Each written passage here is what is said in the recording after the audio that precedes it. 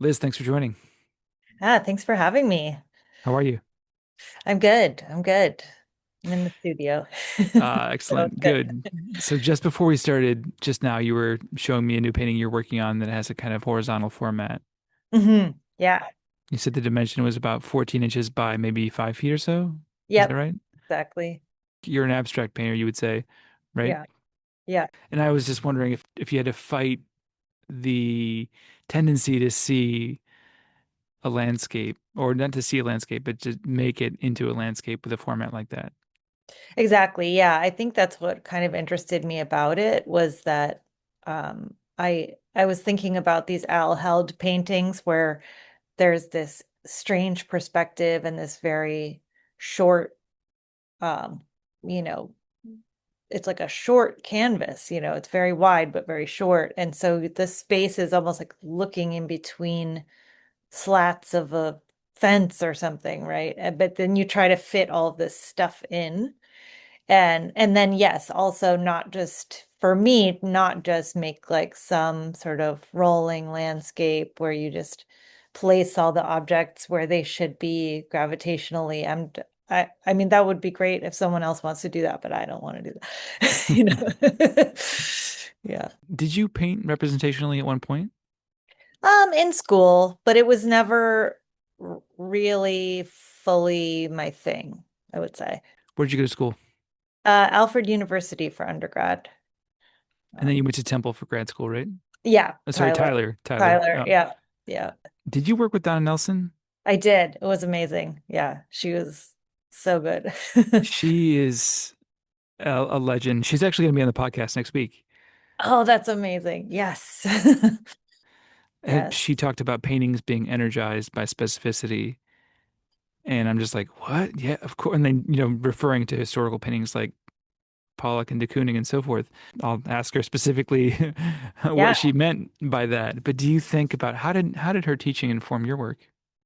It was amazing because I think until I got to Tyler, I was approaching painting from more like a material um, place because Alfred is very experimental. You can try all these different mediums, and but it isn't. They're not, it wasn't at the time so focused on the history of painting. When you're just learning how to paint, you're not maybe gonna zone in on that so much. But when I got to Donna's class, she would talk about the paintings in the museum. She would take us to the museum and she would talk about a tiny little Van Gogh flower painting, like in this way that you would talk about a muscular, um, ab painting. And so it really opened up my perspective on what makes a good painting um and then she was also so excited about the question of why we paint. And that was something that I really needed to think about. So, What were some thoughts on that, on why you paint then and now? yeah. Well, I think I learned that I paint to actually answer that question in a weird way, like to to continuously try to answer that question, So it's like, yeah, what is it about painting that makes it particularly interesting to me? And then why do we still have paintings now? After all of this imagery, after all of this media that we're surrounded by, why do we still have them? And so when you're making a painting, that should be in the back of your mind. I don't think you should not take it seriously, right? Like why you've decided to use this medium, you know? Like, if anything else in the world you could possibly do, why choose painting? Yeah. And then the answer isn't really something I can even describe. It's like in the painting, you know, like That's right. If you could articulate it with words, you wouldn't make the painting. right, exactly. But I mean, I'm happy to, I'll talk about it till the end of the earth, but like, yeah, the painting itself has to really reveal something, I think. So basically, the painting has to justify its own existence in a sense. Yeah, I guess so. I don't mean to make this all so heroic, but like, Well, yeah. no, it doesn't have to be heroic, but it does have to be. There is a question, just a basic question of why make a painting? Yeah, Why do exactly. it? Yeah. And why have humans painted? Why did this emerge as this very important way to look at pictures, images, and um to communicate, you know? You could ask the same question about why do people sing still? We have Hmm. machines that can make music, they can do that, but Yeah. it's really not the same. I went and saw Handel's Messiah. I've seen it a couple times now, the Messiah. The last time I saw it was at Trinity Church, and I went with a friend who's he's such a skilled musician. He's so good. He's an incredible musician. And so I like to go with him. I get some insights and just to how he sort of like sees it and how he listens to it. But it's also a shorter version. Normally, the Messiah is 2.5 hours. They make it an hour Mm. and 15 minutes. So he described that as humane, which Yes. it is, and it's just phenomenal. But you go there and you absorb. These people are singing. They're vibrating molecules in the air with their bodies. It's being Yeah. vibrated through the air, and your body is absorbing it. And there's nothing like hearing choral music in person. I think it's the same for looking at a painting in person. You pick up the vibrations of the person that made that painting still. Yes, I think that it's also a physical medium um and it's a record of the touch of a person and of a hit, and like the history is all there in the paint in this way that you could say that about a few different, several different mediums. You could say that about ceramics and a lot of different ways of making. Um, but painting is just one of those. Yeah. Like, You can feel what the person was putting into it. It's a really such a pure way to time travel or something. yeah, yeah. Like you're really getting the energy of that person, which is still embedded in that material. Yeah, I think that's why I really like looking at Gothic painting from Italy or something. Like I'm not interested so much in the story of Jesus Christ or something like that, but seeing the way that that person translated this tableau for you, um, and the way their particular method of painting tells you something about how they thought, you know. It's a really fantastic glimpse into somebody's worldview, not maybe not in a completely literal sense, but I'm glad you mentioned Gothic painting because I was thinking about how people often say, when I mention I'm interested in the Northern Renaissance or like early, Mm. like late medieval painting, people say, oh, they didn't really understand perspective. And I don't think that's true at all. I don't think that's true at all. I think they just had a different worldview and it wasn't about, they weren't trying to make it look just like this scene, like a stage or something. Yeah, and I don't think they had developed this very strict concept of how perspective works. And um, so I don't think they had maybe the interest in doing it that way. And instead it was, how can I tell you the whole narrative of the story I'm trying to communicate and who these characters are within this one canvas, right? So that's why there's like scale shifts and strange juxtapositions, which I absolutely love. I'm obsessed with that, like a tiny castle down below a giant figure on the mountain and Yeah. yeah. Of course, Duccio springs to mind there, but it makes sense in that space. Hmm. I think there's a way in which painting after that point became a little too literal in terms of crafting a space. And maybe it could be maybe coincided with the shift from like away from narrative in a sense.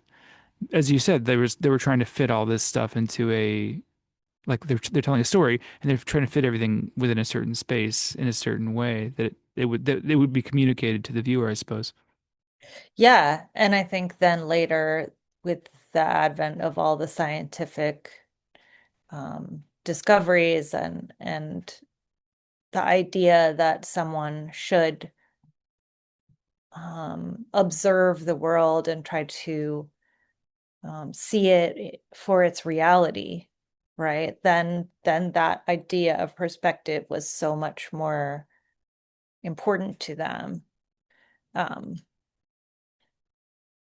yeah, it's kind of crazy when like I can't remember the book that I read about that whole shift. I think it was by Panofsky maybe, and it was like this idea of perspective is something that's actually just been um, sort of dominant for so long in the Western world that we take it as reality.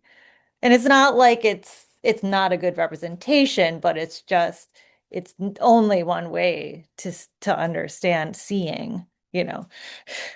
That's a great point. So Yeah. in your paintings, how do you think about space? Yeah, I think about it as playing with the cues of pictures or images. So I like to do landscape paintings on plein air, and that's kind of a side practice, like little watercolors. But I'm taking some of those situational elements and then using them in the abstract works. So the cues are something like, well, this has a horizon, and this seems to have a shadow, and that object, is cloud-like. But then how do I kind of use those expectations of the viewer to then manipulate what's happening in an abstract painting? Ah, interesting. I didn't realize that you painted plein air. So for people that don't know, that's painting on location, out usually landscape painting in nature, right? Yeah, exactly. Yeah. Were you painting plein air before you started painting abstractly? Um, Not really, actually. I think I started doing that in about 2014, when I had more time that I could spend upstate, because my mom took over like the family cabin with her cousin, and so I was able to go up there more.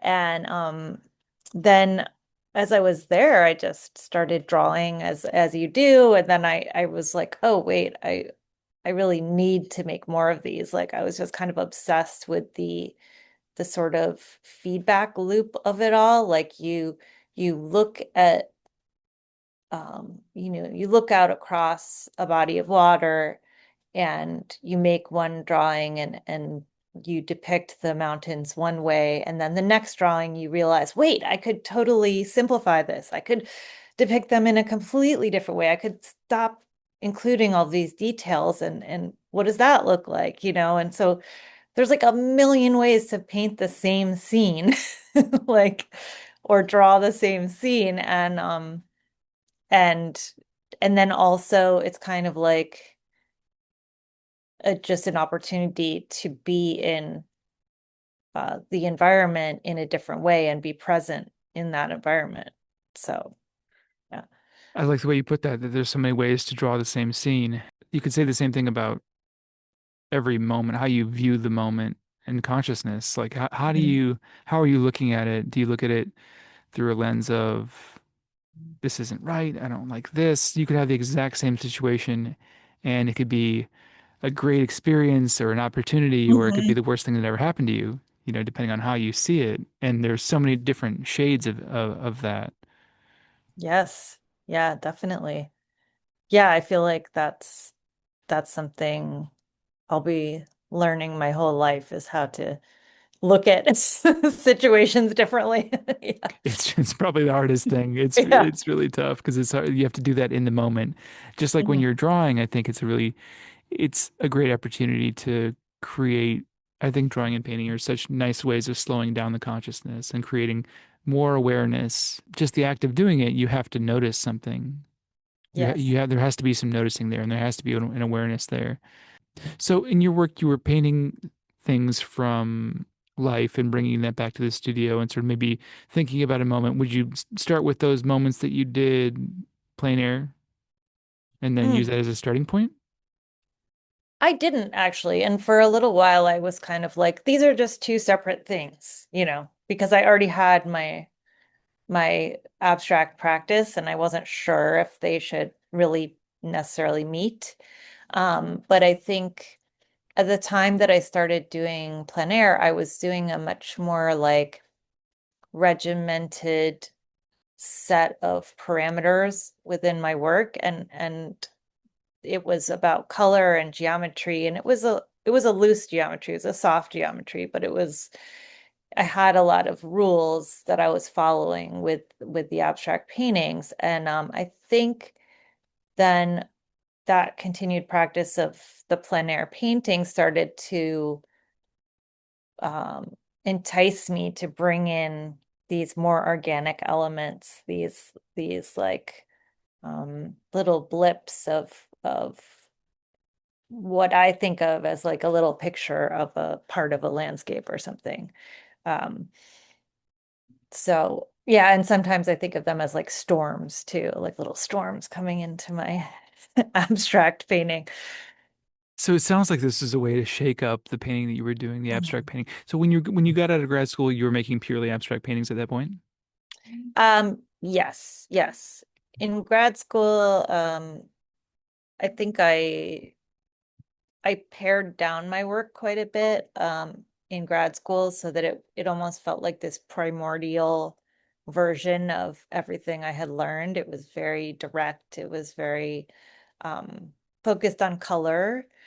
And so that was kind of what I was trying to figure out when I got out of grad school. And then I ended up um, developing a few different series of work. One was what I called the slices, and they looked kind of like boxes, or some people said they looked kind of like books stacked on top of each other. And it was sort of like each painting was this different arrangement of these shapes that were very similar.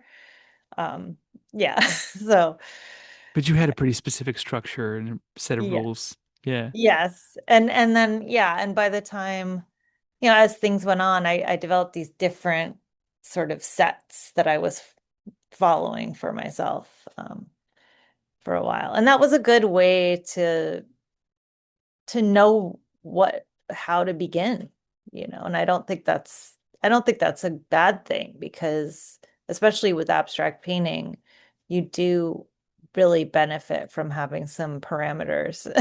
Otherwise, you're really out there. Oh yeah, yeah. It's really good to have a structure, Mhm. especially at least when you start a painting, at least Mhm. starting, and then you can kind of sort of deviate from there. But I think the possibilities of that. I was painting purely abstractly at one point. I had a kind of geometric grid structure, and I would do things kind of centralized, and then had the thing is that there's just so many possibilities. Like, you could do Yes. anything. It's like you could be debilitated by it. Yeah, exactly, exactly. And it was really helpful to have that. And then you can go into the studio and just you have something to start. You have an action to make, right? Yeah, Um, yeah. You have a foothold at least.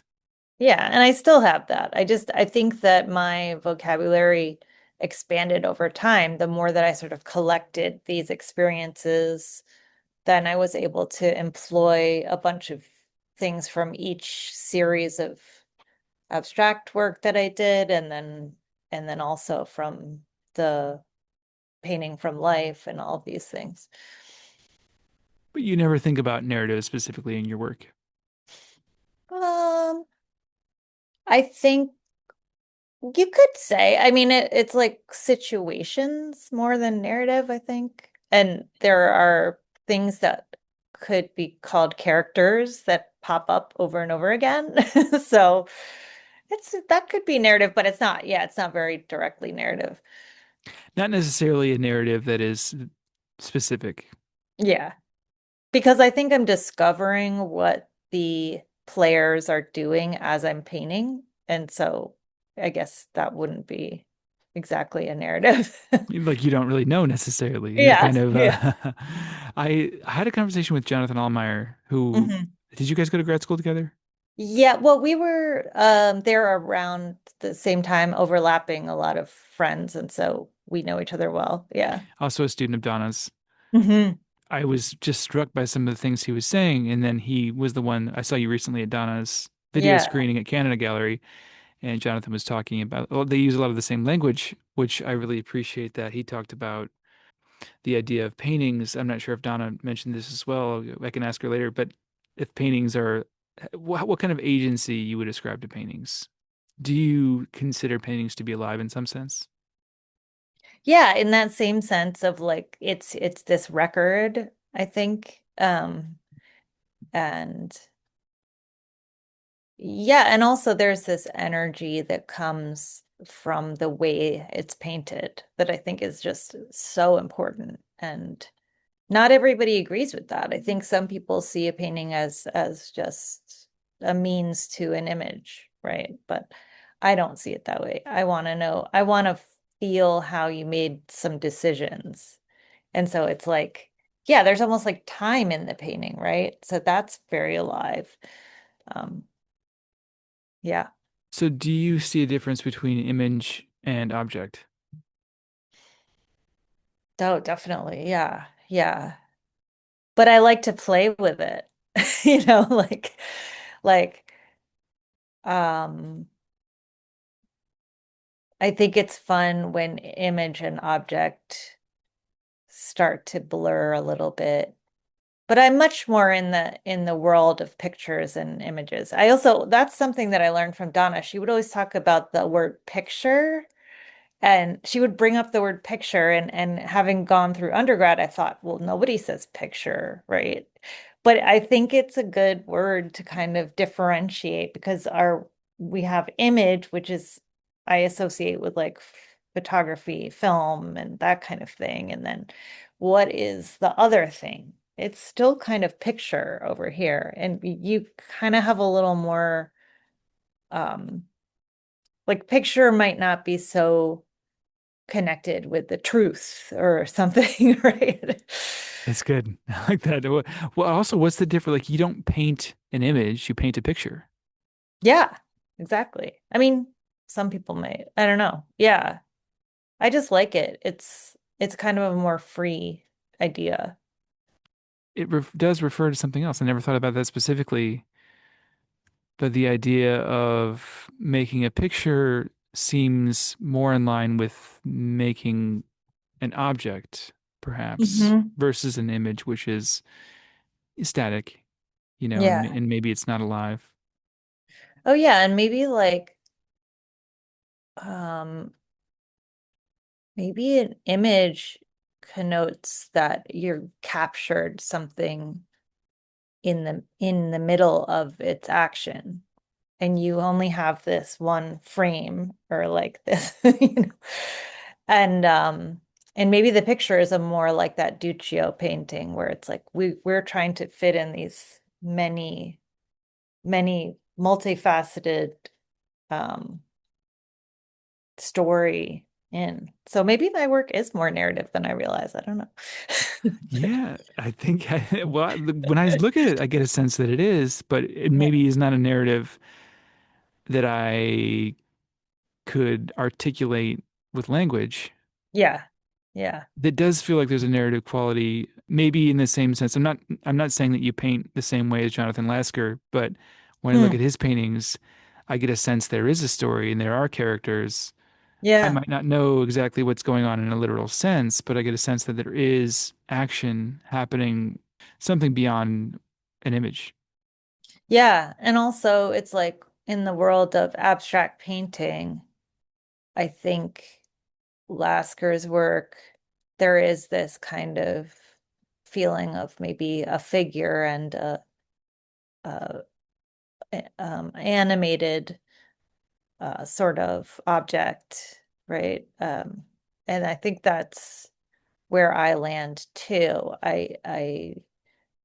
Um, I do respect the material quite a bit, but I am also interested in these animated sort of shapes that are that might like take a little bit of precedence over the mark, and then the mark takes precedence over it again. It's like this back and forth. I think your paintings are kind of squarely in between image and picture in the way that Hmm. we're talking about it. Mm, Do you think that's accurate? possibly. Yeah, I mean, well, I was thinking that I mean, we were speaking earlier, I was thinking image is way over here, and most of the paintings I like are pictures, but I don't know. Like, but maybe it's not. Well, what do you think? What's the image part of my paintings? Hmm. Maybe there's a kind of flattening in a, Oh yeah. yeah, right? In a way. And maybe I'm saying that because they look really good on a screen, which is not a bad thing at all. I think Oh. that's I'm like, whoa, wow, cool. And like I think often often with paintings, it's not that it has to Yeah. be one or the other, but often they have a graphic quality that lends itself to the screen. Yeah. I think Yeah. about our mutual friend Julie Curtis, Mm. who has a very, I think she's super lucky in that sense that you could look at Yes. it on a screen and get a lot of the quality of it. Whereas Yeah. other paintings that are maybe more materially based lean way more towards picture. It's very difficult to capture that, the essence of it. Yes. Yes, definitely. That's true. It is in between, and I think that is um if it does end up looking good on the screen, it is that element maybe of the image quality. But that's interesting. I'm glad to hear that because sometimes I wonder if they do translate. I think there's always something missed, but as Of long as they course. get Yeah. get something across in the image. Yeah, there's always going to be something missed naturally. Yeah. Naturally. So how do you start a painting? I usually make an underpainting of a bright, like right out of the tube, brushy color. It's usually like quinacridone red or cadmium red or like phthalo blue. So I'm like leaving some of the white of the canvas, and then I'm putting this bright color down. And then after that, I'm mixing colors on the palette, and I usually have some like color ideas that I'm working out. Um, and I also will do a preliminary sort of like pretty rudimentary drawing of the composition with that underpainting as well. So the drawing, rudimentary drawing on top of the underpainting. Yeah, it's like I'll use the same color and I'll just kind of uh give myself a little bit of an impression of something. Gotcha. How do you start with a sketch first that you've done like in a sketchbook? I used to never really look at too many sketches, but now I'm more into that. But I love to have a really small sketchbook so that it's just giving me enough information to start with. And then sometimes with the bigger paintings, I started to do like gouache paintings, very small as well to refer to, so that I had a color reference. When you start the painting, do you kind of know what it's going to look like, or is that completely open? Um, yeah, I only have like I feel like I just have a seed of what it is. Like I have a focus, like because I do have this lexicon of shapes, if you will, that I like to draw from and that I like to repeat from one painting to the next. So it might be just one of those shapes that I'm gonna start with, and then I can build around that. So you have a kind of language that you'll employ in some sense. Yeah, yeah. But I also am very open to wiping it down, changing every color, like so and I love that. I don't want to know everything that I'm going to do. That would be too boring for me. You ruin the mystery. It really would. Yeah. And I think it's also, again, going back to that, like the aliveness of the painting, the liveliness of the painting, right? That liveliness comes from for me, from the discovery of what can this painting do, you know? So the discovery is a critical part of it, the whole process. Yeah. Yeah, and it's like that's true also when painting outdoors. Like there you think you're gonna see what's around you in one way, and the light shifts and the wind picks up and you get cold, and so it's like, but that's very exciting. And sometimes maybe you have to draw fast, and then when you look back through everything you go, well, that was the best one. I used to love painting plein air, and I was kind of doing it in grad school. Mm. And I went to this like I was doing these kind of like sort of collage paintings, but I was painting part of it from life. And I would do these, they were like almost apocalyptic scenes of rubble. And I found this construction site and I was painting plein air there with this huge, enormous machines that were moving these big boulders around. Oh, And wow. one guy in his truck, huge like crane came up to me and he goes, "Hey man, you know what? That's pretty good. Hey, I like Monet." And I was like, oh, cool. Awesome. Yeah, it's like, yeah, that's pretty impressive. This like Yeah, rando construction dude being like, yeah, Monet, okay. And at the time I was like, whatever about Monet, but now I'm like, yeah, actually Monet is totally. just one of the best, man, one of the greatest. Yeah, talk about a lively painting. That, Exactly. Talk about life. Those yeah, things live. yes, exactly. And they're kind of radical, like the way that he insisted on observing and translating something is, especially at the time, it's just wild. Amazing. It's like he was painting air or something. Hmm. He captured some special quality. It seems barely possible that one could do that. When you're getting to the end of a painting, how do you know when you're about to be finished, or how do you know when it's finished? Yeah, I mean, I sometimes it takes me a long time to know, and so I will just I know it's not done, and I'll just put it aside because I can tell that I'm gonna overwork it or I'm lost. And then a lot of times when I pick it up again a month later, then it's really easy to finish. I'm like, oh, I just needed to, cover up this part and change this color. Now it's done, you know. So it might So just need some time. yeah, time Yeah. and like, but I think what else is it? It's also a certain balance or imbalance that I want. Like, it could be a super congested painting, but it's congested in just the right way where you still are interested in it. Or it could be a painting that really it doesn't give you that much information, but there's a sort of symbiosis between the elements that's just working, the space between them, and um there's like a yeah, I don't know what other word to say, but balance or something like that. Do you work on multiple paintings at once? Yes, now I do, yeah. Um I think that's also really helpful because sometimes you can just use the color you mixed for one painting in another painting, and then that sort of throws things in a different direction. Or especially with that time component, I think has become really important to be able to stop and just switch to another painting, so that I'm not overworking things. So you give it a little space and then you come back to it and it makes more sense. I've noticed that not just with painting, but with other things in life.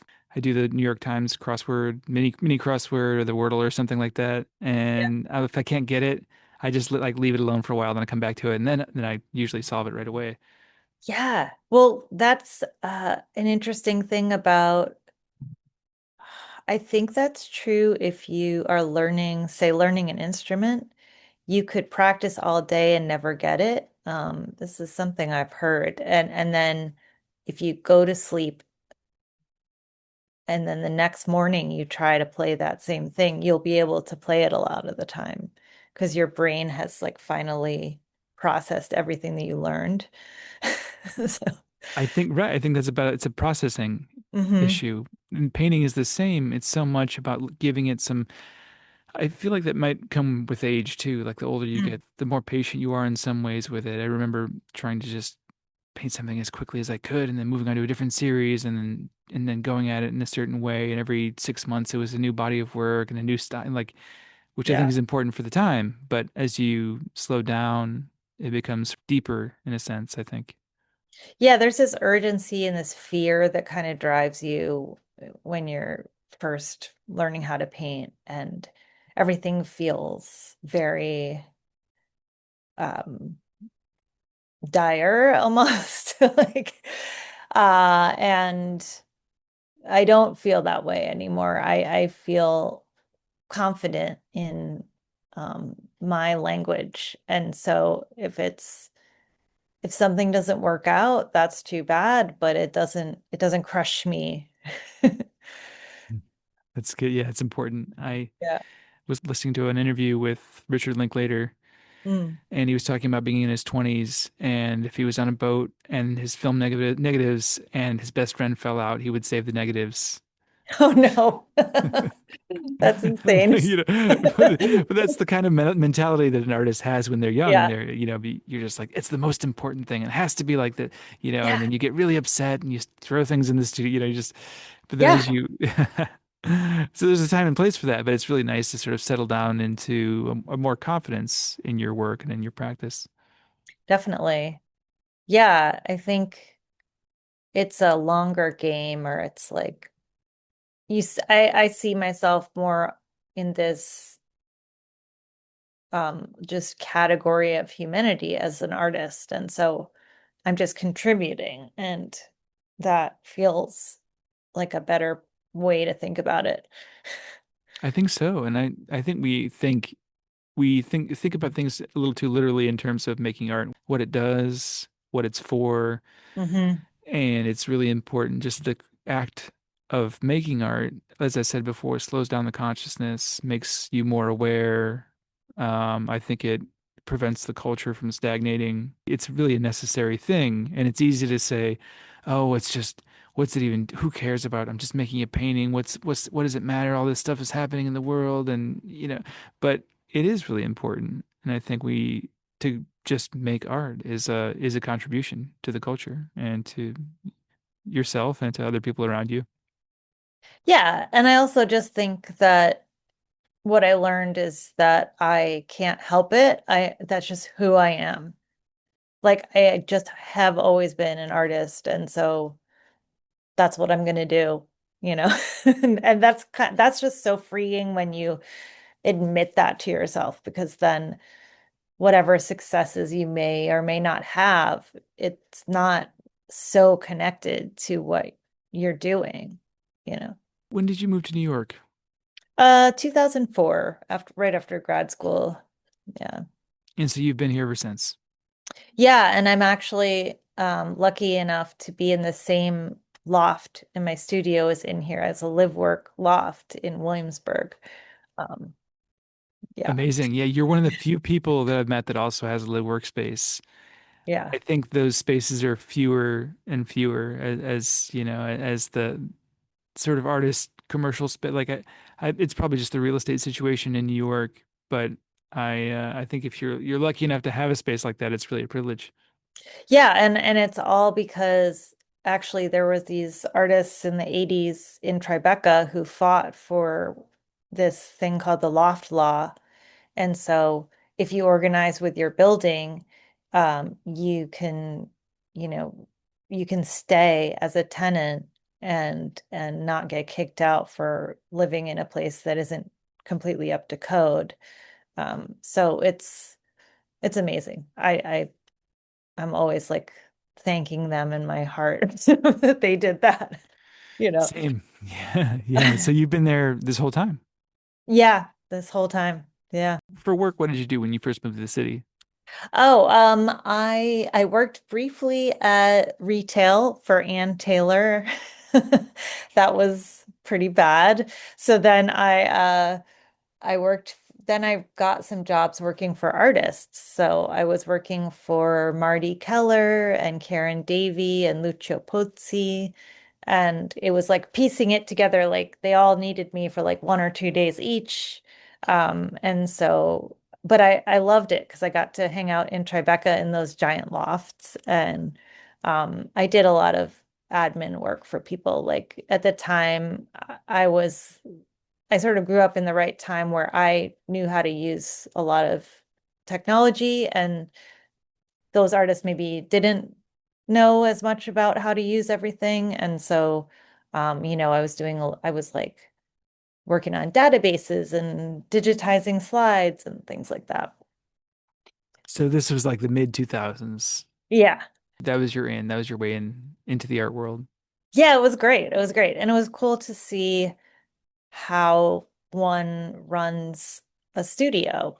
What do you do when the work needs to get picked up, and how do you pack it up? And, what happens when someone comes for a studio visit, and, all of these things. It's great to have that experience hands-on.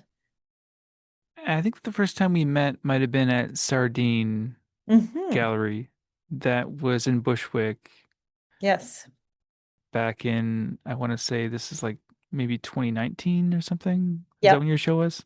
Yeah. It was a two-person show with Stacy Fisher. And yeah, that was great. That was like right before the pandemic. It was I great. missed that gallery.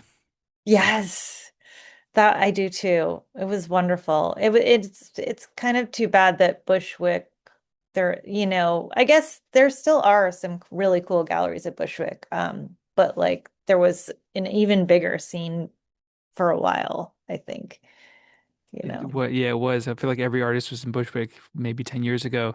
Hmm.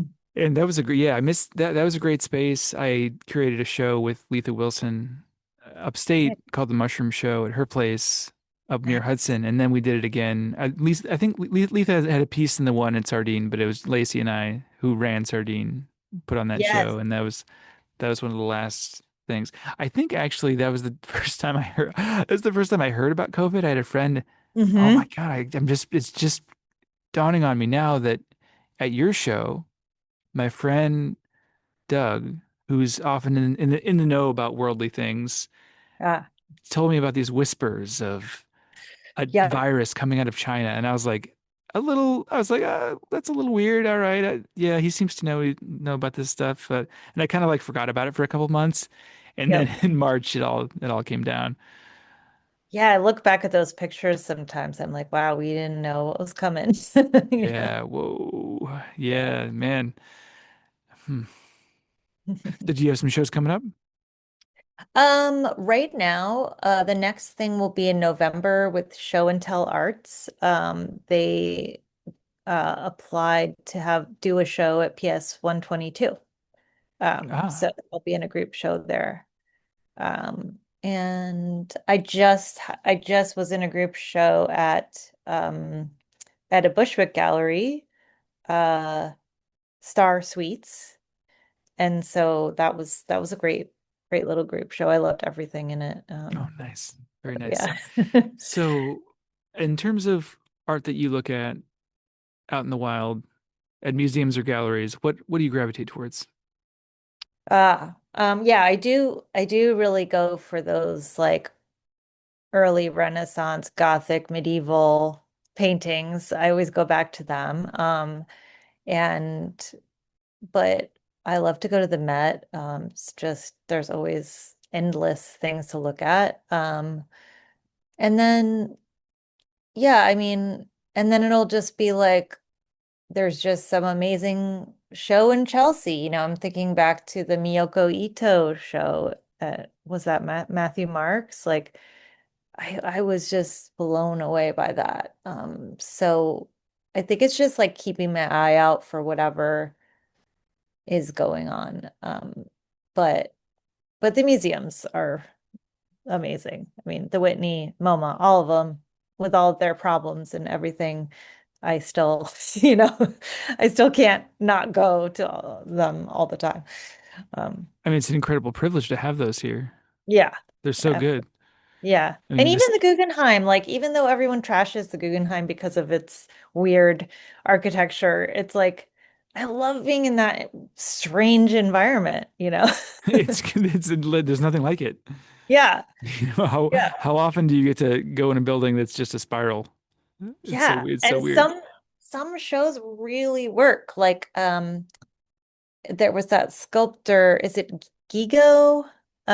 That does the wire sculptures. I'm not sure if I'm pronouncing it right, but it was such a perfect show in there because each of those little cubbies that the artwork is in um creates like a sort of room and an environment, and then you have these sculptures that have like all these shadows and things, and that just kind of worked, um It's basically, in terms of looking at art, it's an embarrassment of riches. You know, it's just so yeah, much. yeah. And then and then I miss things that I like really should have seen, and I'm like, oh my God. Yeah, yeah. But but you have to fit the studio time in and everything. Of So, course, yeah. So what is it about Gothic painting that you're drawn to? well, a lot of it is the color, and then and it is that the kind of strange perspectival space that is being created. And also the I think each painter seems to have such a wildly different way of depicting figures and mountains and all of these things that they end up looking kind of abstract to our eyes sometimes. If you look at like a mountain in a Duccio painting, it's like, well, that's yeah, not really how a mountain looks. It's kind of like it's almost like hyper detailed or something. Um, An yeah. idea of a mountain versus an Mhm. actual An mountain. idea. An idea of a mountain. I love something that's like an idea of a familiar object. I'm glad you mentioned that because thinking about your work now, I can see the overlap between your work and late medieval Yeah. painting in that it is flat, but it's also dimensional. Yep. I think that that's one thing they did very successfully, and it's very difficult to do, is make something flat yet dimensional, yet have a kind of richness, a kind of space. And Yes. you could also talk about, I guess, the narrative quality, that there is some sort of Yeah. structure of some action happening there. Yeah, I think they were also playing with the sort of visual cues of pictorial space, right? So they could be efficient with it. They could say, look, you know what I'm trying to say over here. This is a mountain over here, and that's far away. And then you know, this is Jesus and he's talking to a devil. And like it's just it's actually kind of amazing how they figured out how to fit all of those concepts in and uh and say something with it, I guess. Like There is an incredible density of information there in those paintings. yes. Yes. And an intensity of labor too, but in not such a it's not really fastidious. It's not um I don't know. There's like the good ones, it's like it's sort of like uh loose at the same time. It's kind of wild. I agree. There's a real ingenuity in figuring out, and you can see the joy, you can feel the love in those paintings. Mm, And I think yeah. that it was a challenge, a really wonderful challenge to say, okay, I want to tell this story and I have a very limited amount of space. How can I tell this whole story and make it make sense to the viewer and make it beautiful at the same time?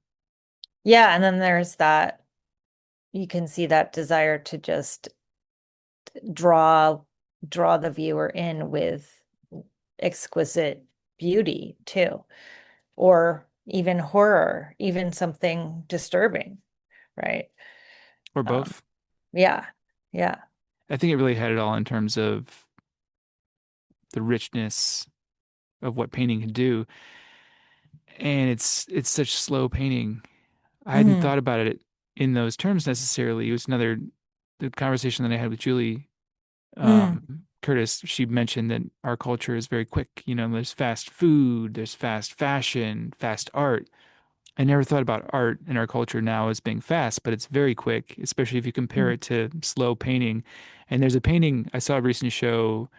I think it came down in January at the JP Morgan Library of medieval Psalters. mm, And it was just beautiful, illuminated manuscripts, all from different books of Psalms. And there was one painting from Bruges from the same time period as Van Eyck and Memling. Just, I mean, it must have been 300 hour painting. I don't know, more than yeah, that. Maybe I don't even know. It was just every little detail was exquisitely rendered, and you could just feel the care and feel the love every little moment. There was no, I think that's one of the things that I really love about that kind of painting is it's non-hierarchical and like it's like, you know, later painting you see like later Renaissance paintings like you got Raphael's painting this beautiful figure and then this and then the background's kind of like, well, all right, just you get the idea. It's a landscape there, sure. right. You know, he's not rendering every little leaf like they did. I do have this like question in my mind. It's like, how do we relate to these paintings from so long ago? And why do I like so much spiritual art when I don't think of myself as spiritual? And I like that you're just like head on, like, okay, what if I could just combine this spiritual thing with that spiritual thing? Like, let's just do it. Let's just see what happens, you know. It's like clashing them together and you know. I think I have to just embrace that because it was one of those situations where it felt ridiculous. And I think that's a really, you have to watch that. You know, when it feels silly, it's probably Mm, something important. And if it feels like something yeah. you shouldn't do, it's probably something you should try. You know, like at first you're like, no, I can't do that. That's ridiculous. That's silly. But what if I did? What if I did? No, and nobody's, you know, there's really, yeah, nobody's watching you and saying, nope, this is not allowed. Right? Like Yeah, that's exactly. we all just like have this weird like voice in our head telling us those things, but like it's not real. Yeah. Yeah, exactly. You can do whatever you want. It's Hmm. such a wonderful time to be an artist and that you're Yeah, free. exactly. You can do anything. And I think there's nobody's going to tell you not to. Nobody's going to come down on you. And it's just such a privilege to be able to make any kind of art you want and to be so free in that. I think that that's one of the Yeah. reasons that we make art is to feel free. Yeah, definitely. Yeah, and like sort of I think it's also therapeutic and that's fine. Yeah, yeah, yeah. Yeah. Again, back to your question about why make a painting. Yeah. And I think that's just one of the many reasons. I think you might ask why not make a painting, but Mm. why? You know, because it helps you, you know, it helps you maybe be a better person. I don't know if you could say that like again, it's hard to be literal with that, but you know, it makes Yeah. you think about ideas in a different way. It makes you think about nuance. It makes you think about context. Just the conversation that we're having now, it led to this conversation and which I Yeah. think is a very healthy thing, you know, and have it slows your consciousness down. It's fun. Also, Yeah. at the end of the day, it's like the most fun. It's like a fun game. Yeah, Yeah. Yeah, and you don't know what's going to happen. You're discovering all these things, all these, and it's just about possibility, I think also. Anything's definitely. possible in that space. Yeah, and like when you're surrounded by um so many things in the culture that are sort of telling you there isn't a lot of possibility, then art is a great place to go, you know. It's a refuge, Hmm. right? Yeah. In a culture which can feel stifling or that can feel like it's trying to crush possibility. Yes. Absolutely. Yeah. This is something that like you can do without anyone else, or you can do it in collaboration and you can do it with very few materials and all of these things. Like I always think like I think I could if I didn't have anything, any money or anything, I could figure out a way to draw, like I could do it. Oh So, yeah. Even just in your mind, I was yeah. sort of I was talking to my roommate about, I guess I was sort of lamenting about filling up all these storage spaces with paintings. And I was like, I'm really liking not making many paintings with this new body of work. I've only made, I'm very proud that I've only made about 5 or 6 paintings in about a year, which Mm. before it was like way, way more than that. And I'm like, where am I going to put these paintings? And then we sort of joked that eventually I would just, paint fewer and fewer paintings, and then I would just make paintings mentally, you know. Yeah. Yeah. Like that sounds like the uh, what is it called? The AI consciousness. Like, but in a better way. Yeah. Yeah, you don't have to make the painting already. You just think of it, you just sit Yeah. there and paint them in your mind. Oh my Uh, God. I mean, yeah, like what if you lost your sight? Could you still paint them in your mind? Maybe you could. I think you Oh, could. I think you yeah. would develop different faculties in that sense of being able to imagine a painting in that way. Or if you lost your use of your body, maybe you could make videos or something, or maybe you could make Yeah. paintings digitally. And now with Yes, LLMs, with large language models, you can. I think a lot of people probably are doing that that couldn't physically make a painting. totally. Yeah. It's really beautiful. I think about possibilities as well. When you start a painting, I feel like it's completely open. It seems like when you start the day, it's the same way you start a painting, like it's a blank canvas. The whole day is open. Yeah. It's pure possibility. And as you go through the day, the possibilities get fewer and fewer of what you can do that day, in the same way that possibilities Mm. sort of close down in a painting and it becomes more solidified what it is. Totally. Yeah. Yeah. And what does that tell you about the day or the painting? I guess it's like, well, it's just cool that you can start another day or start another painting. Yeah. Yeah. Yeah, it's a gift. Yeah. Yeah, Yeah. you can't help but be influenced by the culture that you're in. Yeah. By the quickness of it, by Instagram, by social media, by the quickness of other media that you consume. It's also interesting thinking about the idea of quickness because I think about that, especially in terms of abstract painting. Like, I think um, you know, learning about abstract expressionism as a young person, there was a little bit of this drive in many of us to make this action painting or make this certain speed of painting, right? Like you want that de Kooning speed or the um, Pollock kind of action and um, to kind of to find yourself outside of that and find a different tempo or speed is is interesting because then you wonder, okay, how does this fit into the narrative of what abstract painting is? Um, and I think it's good to break out of that. I kind of get a sense now. Before I thought de Kooning was very fast, but now I think he might have been slower than I thought. I think Mm, it's much more. I think it's very deliberate. I also think about a quote from Robert Ryman who was saying that you can't look like you were suffering, and it has to look like you were having a good time when you make a yeah. painting, right?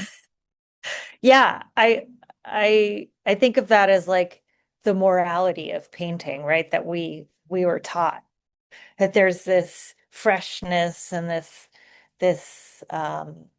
off the cuffness that we were supposed to cultivate. But I don't think that's actually so valuable. I think it's great if that works for you, but I love the heaviness of some paintings. I think about Morandi. I mean, there is a lightness, but there's also a heaviness. It's not that fast. It's but it's considered. Consider. I like that. I want to just ask you about the idea of morality in painting. Mm, Do you mean the way in which we're taught that a painting should be made? In like the yeah. spirit of this, in the spirit in which it should be made? Yes. Yes. Um I think probably every generation, because of the painters before them, absorbs this way of thinking about painting. And I think we may have absorbed, I don't know, you can tell me if you feel this way, but like a sort of I guess it's like a very I have to think about this for a second. I, I think it is the idea that the painting has to stand alone, and speak purely, and uh Free of context, in a yeah, sense. yeah.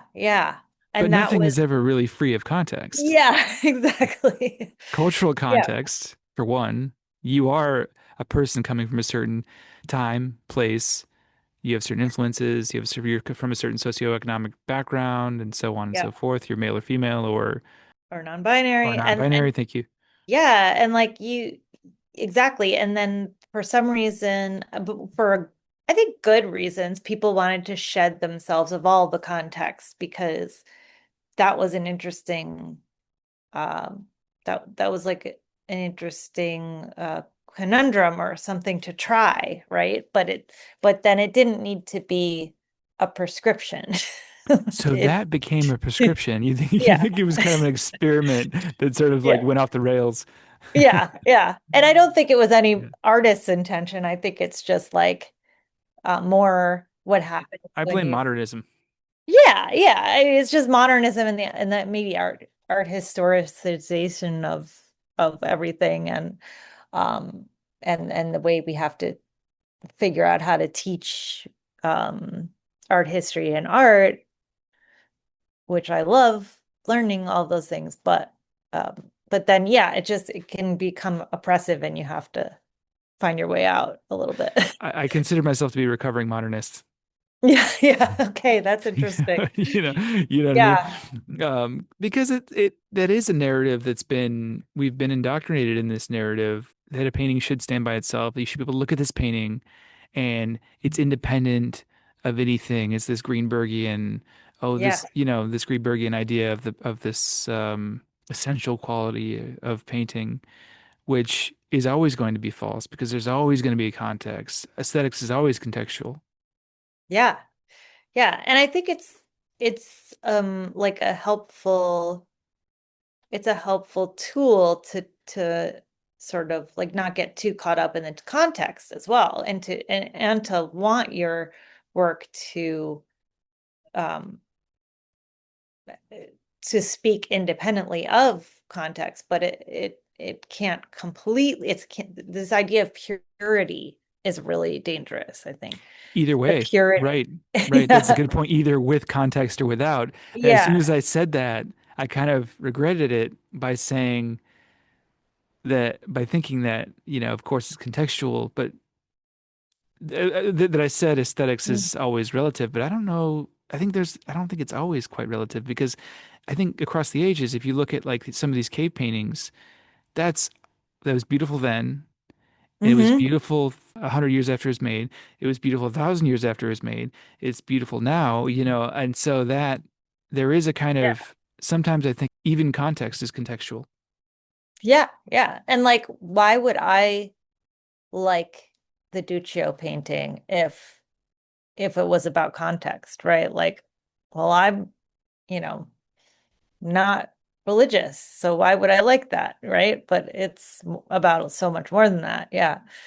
And Um, you're working in a postmodern time. yeah, exactly. Yeah, Hmm. so yeah, I mean that's the other thing. I just think nuance and not maybe not vagueness, but like nuance is something that people need to like grapple with. Like there is so much nuance in art and making and thinking, and stop thinking that there's absolutes. Yeah, yeah, the real it's always somewhere in between, Yeah, isn't yeah, it? I it really is. makes me recall a fortune cookie that I got that said even moderation in moderation. Great. At first I was like, that makes no sense. And then I thought about it later and I was like, well, maybe it does. Yeah, maybe Huh. sometimes you can just go to an extreme for a minute, but then you come back. Yeah, yeah. And then I think that's a very good point about nuance. And the culture, I think, is sadly missing that Hmm. in many ways, that we want absolutes because it's easier. And in art, that's it's really such a beautiful place in which we can celebrate nuance.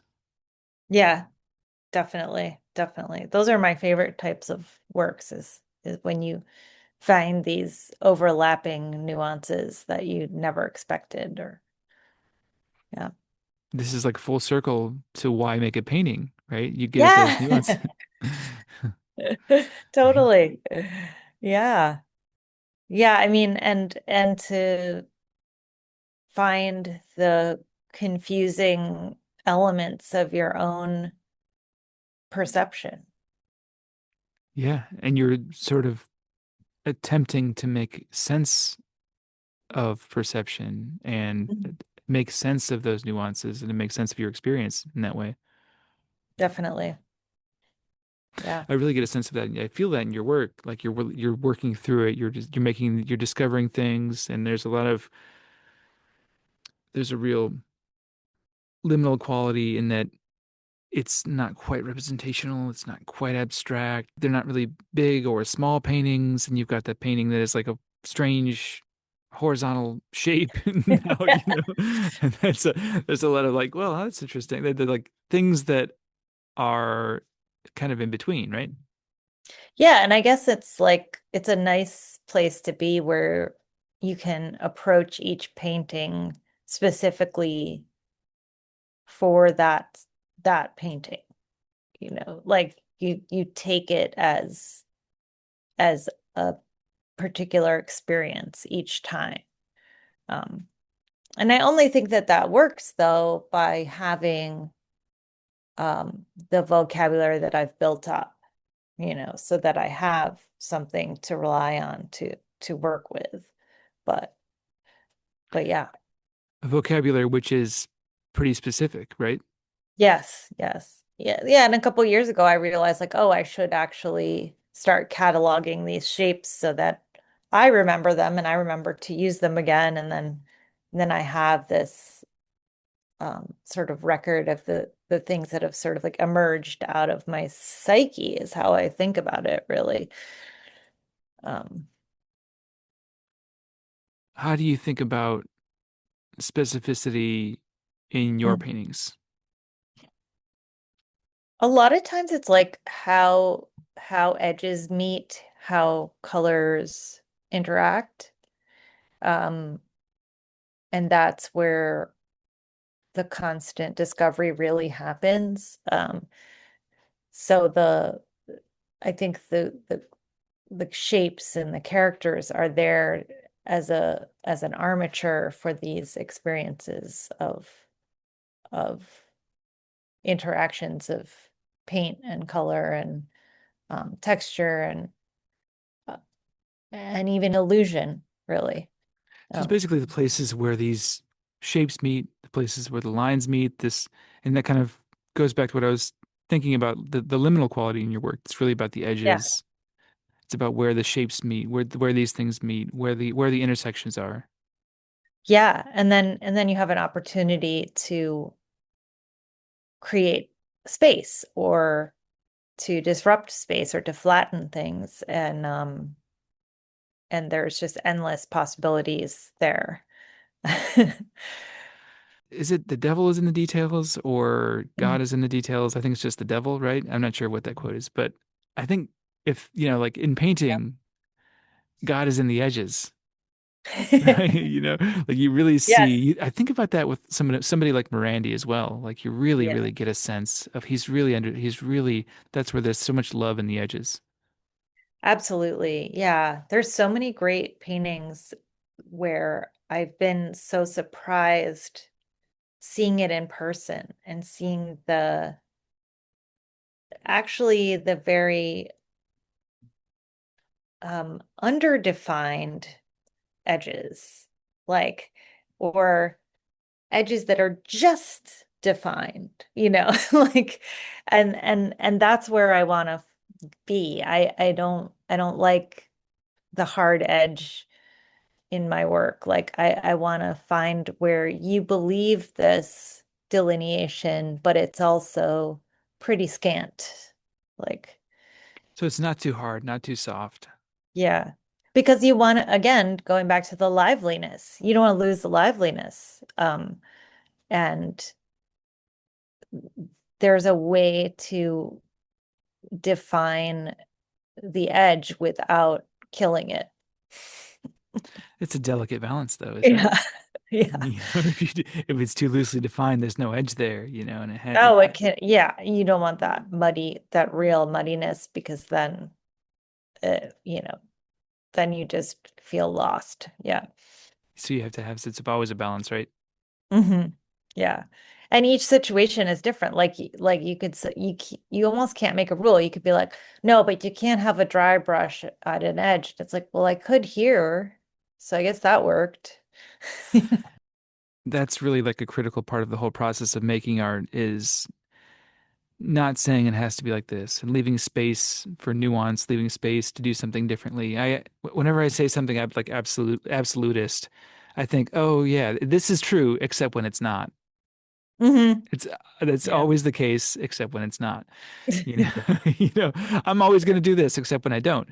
So it's Yeah. it's really letting. I think there's a lot of utility in letting yourself deviate from your normal pattern, routine, structure, and so on. Yeah.